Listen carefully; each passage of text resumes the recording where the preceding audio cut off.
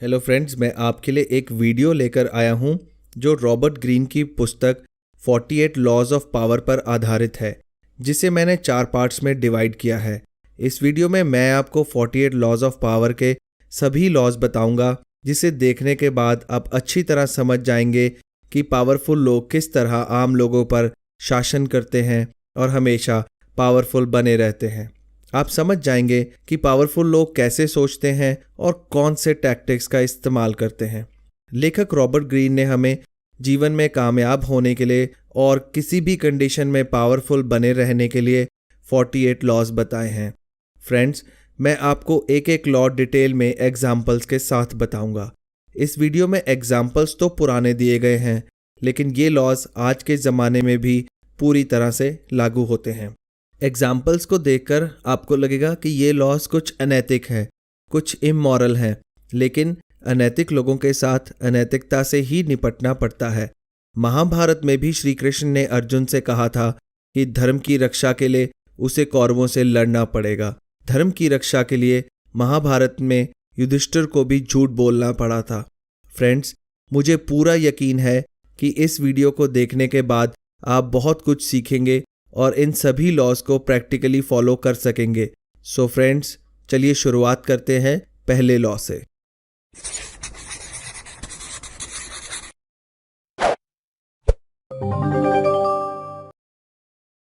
Law number 1, अपने boss को कभी अपना टैलेंट और स्मार्टनेस ना दिखाएं। दोस्तों, अपने बॉस को या अपने से ऊपर वालों को ये बताएं कि वो हमेशा आपसे बेहतर हैं। उन्हें खुश या प्रभावित करने के लिए अपने हुनर को बहुत अधिक प्रदर्शित ना करें, क्योंकि ऐसा करने से वे आपको नुकसान पहुंचा सकते हैं। आपके हुनर और काबिलियत से उनमें डर और असुरक्षा उत्पन्न हो सकती है।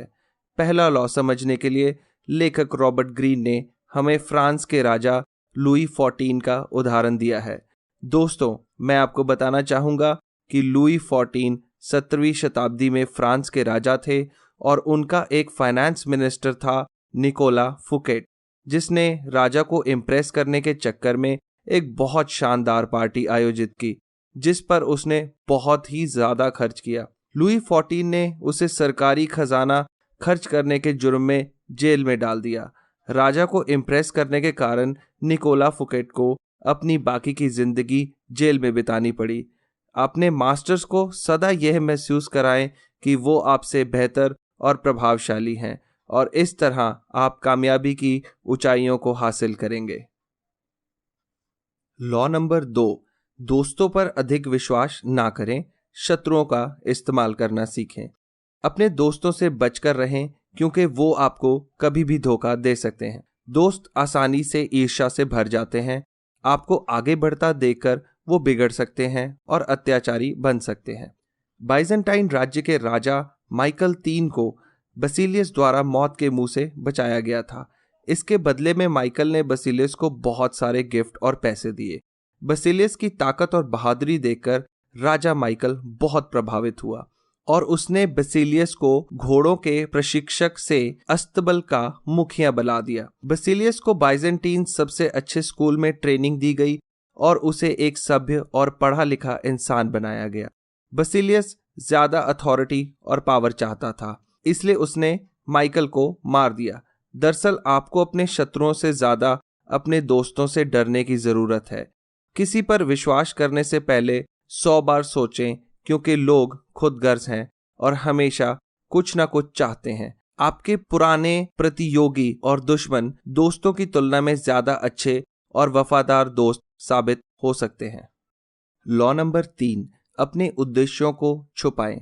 लोगों को अपने काम के इरादे कभी ना बताएं। आपके काम के पीछे आपका क्या उद्देश्य है, किसी से ना बताएं। आप हमेशा अपने इरादे लोगों से छुपा कर रखें। हम अक्सर अपने गोल्स दूसरों को बता देते हैं, जिसका लोग फायदा उठा सकते हैं और हमारे अगेंस्ट कोई प्लान बना सकते हैं। मार्कस दी 7 एक लेडी से प्यार करते थे, जिसके सामने उन्होंने अपनी सारी फीलिंग्स बता दी, और नतीजा ये हुआ कि उस लेडी का मार्कस में कोई इंटरेस्ट नहीं रहा। आप क्या चाहते हैं और क्या करने वाले हैं, किसी से ना बताएं। अपनी जुबान पर नियंत्रण रखने के लिए आपको मेहनत करनी होगी और लगातार अभ्यास करना होगा। दोस्तों, समझदारी इसी में है कि आप लोगों से वही कहें जो वो सुनना चाहते हैं, ना कि वह जो आप बोलना चाहते हैं। इसलिए यह ज़रूरी है कि आप अपने शब्दों का इस्तेमाल ध्यान से करें। जब लोगों को ये पता नहीं होता कि आप क्या करने वाले हैं, तो वो आपके विरुद्ध कोई राजनीतिक षड्यंत्र नहीं बना सकते। जब तक वो आपके इरादों को समझ पाएंगे, तब तक बहुत देर हो चुकी होगी। लॉ नंबर 4, कोशिश करें कि आप कम से कम बोलें। आप हमेशा कोशिश करें कि कम से कम बोलें, क्योंकि कम बोलने से लोग आपकी बात ज़्यादा सुनेंगे और अपने बारे में ज़्यादा बताएंगे। इससे आपको लोगों के बारे में जानकारी मिलेगी और उनकी कमज़ोरियां पता चलेंगी, जिसका इस्तेमाल बाद में आप उनके खिलाफ कर सकते हैं। जब आप लोगों को अपने शब्दों से प्रभावित करने की कोशिश करते हैं, तो आप जितना ज़्यादा बोलते हैं उतने ही आप साधारण लगते हैं। इस लॉ का उदाहरण है प्राचीन रोम का एक योद्धा और नेता कैशियस मार्कस, जिसने रोम के लिए बहुत बार जंग लड़ी। कोरियोलैनस उस समय का हीरो था और लोग उसे दिलो जान से चाहते थे। कोरियोलैनस ने 17 साल मिलिट्री में काम करने के बाद राजनीति में कदम रखा। उस समय रोम में जनतंत्र था और वह चुनाव लड़ने की तैयारी कर रहा था। वह भाषण में बहुत बोलता था और अपनी वीरता और देशभक्ति दिखाने के लिए जंग के किस्से सुनाता था। इससे लोग बहुत प्रभावित हुए, लेकिन चुनाव के दिन लोगों ने उसे बहुत बड़े बड़े लोगों के साथ देखा। उसने आम लोगों को नज़रअंदाज किया और अपने प्रतियोगियों का मजाक उड़ाया, जिसकी वजह से उसे ज़्यादा वोट नहीं मिले। ज़्यादा बोलने के कारण उसने जनतंत्र का बहिष्कार किया, जिसकी वजह से रोम में दंगा हो गया। यह सब उसके ज़्यादा बोलने की वजह से हुआ। तो दोस्तों, ये है ज़्यादा बोलने के नुकसान। इसलिए हमें ज़्यादा बोलने से बचना चाहिए। अगर आप कुछ साधारण सी बात कहते हैं, लेकिन उसे अस्पष्ट और रहस्यपूर्ण रूप में कहते हैं, लोगों का इंटरेस्ट आप में बना रहता है। कम बोलने से आप नियंत्रण में रहेंगे और कुछ भी गलत बोलने से बचे रहेंगे। कामयाब और शक्तिशाली लोग हमेशा कम बोलकर लोगों को प्रभावित करते हैं। दोस्तों, इन वीडियोस को आप तक लाने में हमें बहुत मेहनत और बहुत ज़्यादा समय लगता है। तो अगर आप नए हैं तो हमारे चैनल ब्रेन बुक को सब्सक्राइब करना ना भूलिएगा। और अगर आपको हमारे वीडियोस पसंद आए तो उन पर लाइक, शेयर या कमेंट करना बिल्कुल भी मत भूलिएगा। और बेल आइकन को दबाना तो बिल्कुल ही नहीं।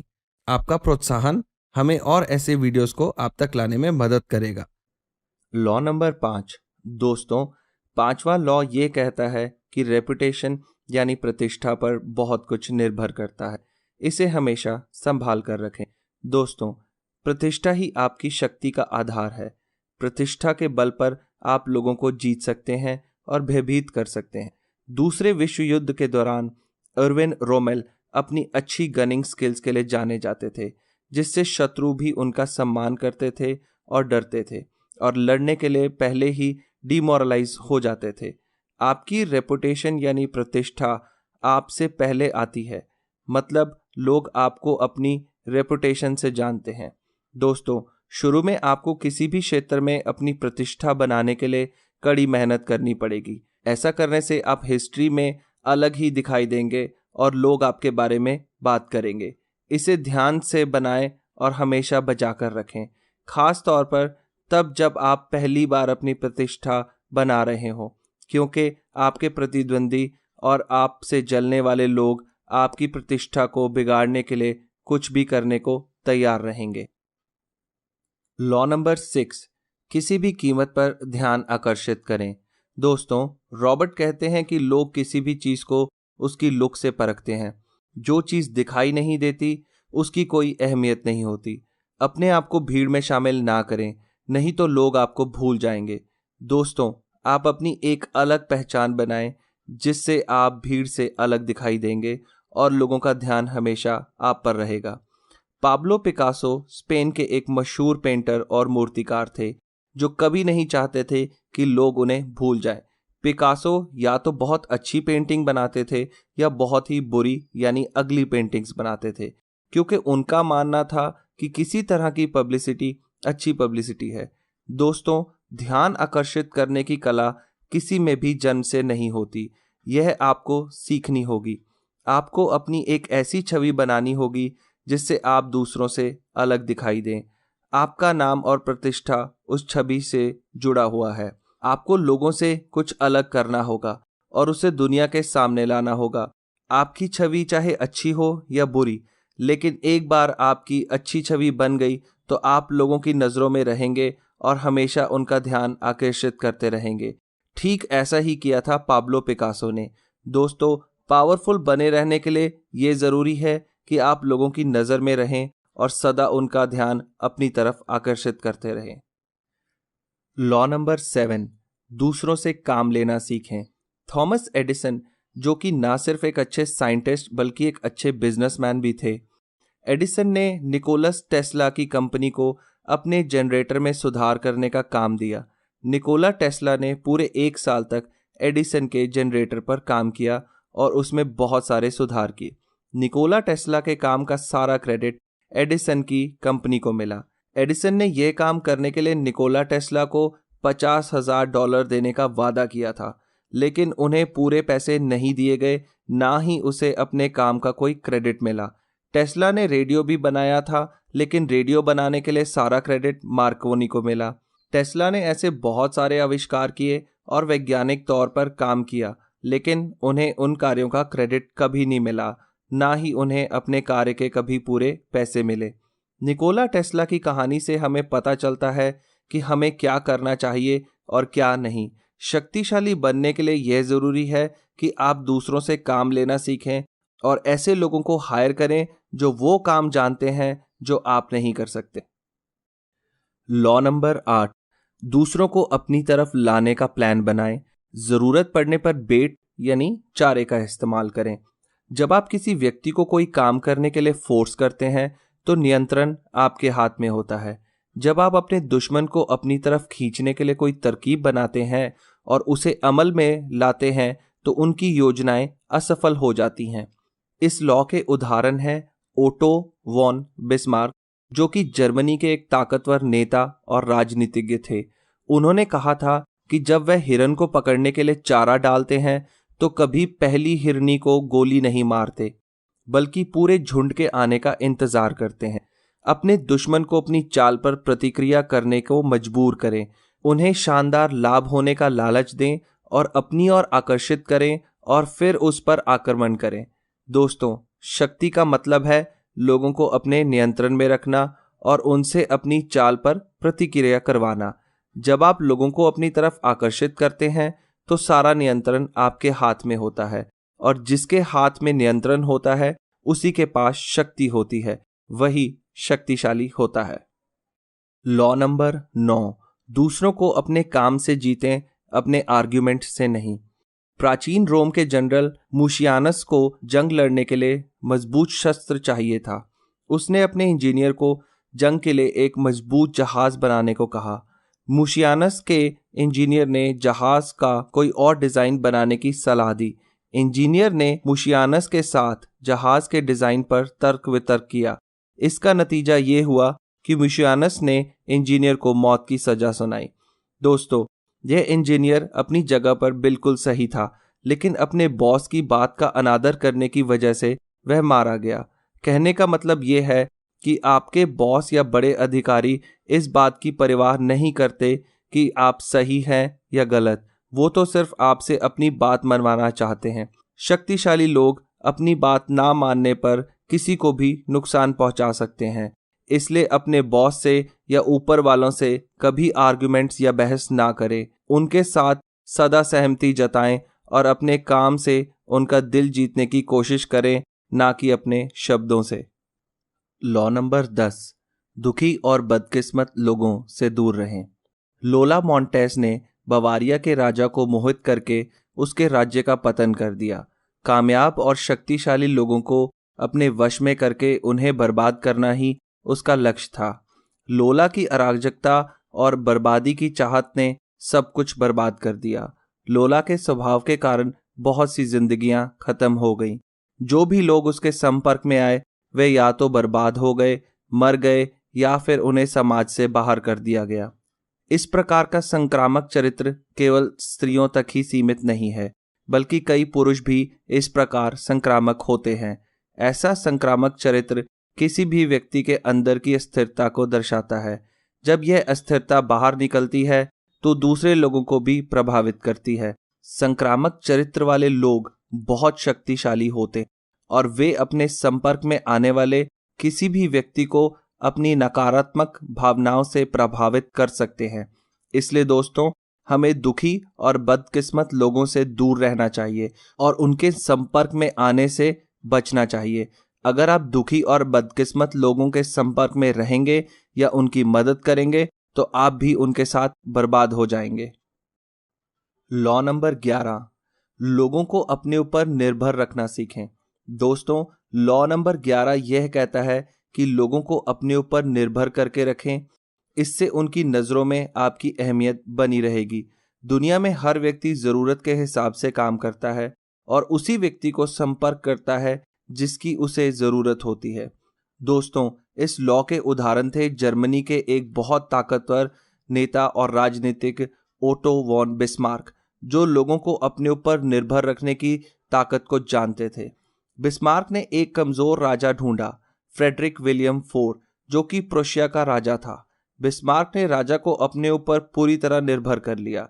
राज्य में अपनी पोजीशन को इतना स्ट्रांग बना लिया कि राज्य में जो काम वह कर सकता था और कोई नहीं कर सकता था। यहाँ तक कि राजा की मृत्यु के बाद राजा का भाई गद्दी पर बैठा और वह भी सभी मुख्य कार्यों के लिए बिस्मार्क पर निर्भर था। राज्य के सभी मुख्य कार्य बिस्मार्क पर निर्भर होने के कारण राज्य में उनकी अहमियत सबसे अधिक थी। दोस्तों, लोग जिस व्यक्ति पर निर्भर होते हैं उसी की अहमियत होती है। शक्तिशाली बनने के लिए यह जरूरी है कि आप लोगों को अपने ऊपर निर्भर रखना सीखें। लॉ नंबर 12, अपनी ईमानदारी और उदारता से अपने शिकार को वश में करें। दोस्तों, रॉबर्ट ग्रीन कहते हैं कि आप अपनी ईमानदारी और उदारता से किसी भी व्यक्ति को अपने वश में कर सकते हैं। जब आप लोगों को अपनी ईमानदारी और उदारता दिखाएंगे तो वह लोग जो जल्दी किसी पर यकीन नहीं करते, वे भी आप पर यकीन करने लगेंगे।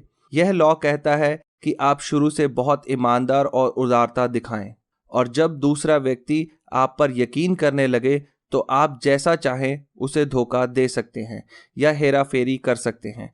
आपकी ईमानदारी किसी भी व्यक्ति के शक के सुरक्षा कवच को भेज सकती है। इसका उदाहरण है कोर्ट विक्टर लुस्टिग, जिन्होंने अल कपोन से $50,000 लिए और यह वादा किया कि वे 60 दिनों में उसे डबल कर देंगे। लुस्टिग ने उस रकम को डबल करने के लिए कोई कोशिश नहीं की और 60 दिन बाद में $50,000 वापस लेकर कपोन के पास आ गए। कपोन अजनबी लोगों को भरोसा नहीं करते थे, लेकिन लुस्टिग की ईमानदारी देखकर कपोन ने उन्हें $5,000 दे दिए। इस तरह ईमानदारी से आप किसी को भी अपने वश में कर सकते हैं। तो दोस्तों, अगर आपको रॉबर्ट ग्रीन के अभी तक के ये लॉज पसंद आए तो इस वीडियो को ज़रूर लाइक और शेयर कीजिए ताकि हमें प्रोत्साहन मिले, और हमारे चैनल को ज़रूर सब्सक्राइब कीजिए ताकि आप सभी 48 लॉज के बारे में जान सकें। तो मिलते हैं अगले वीडियो में। आपका समय शुभ हो।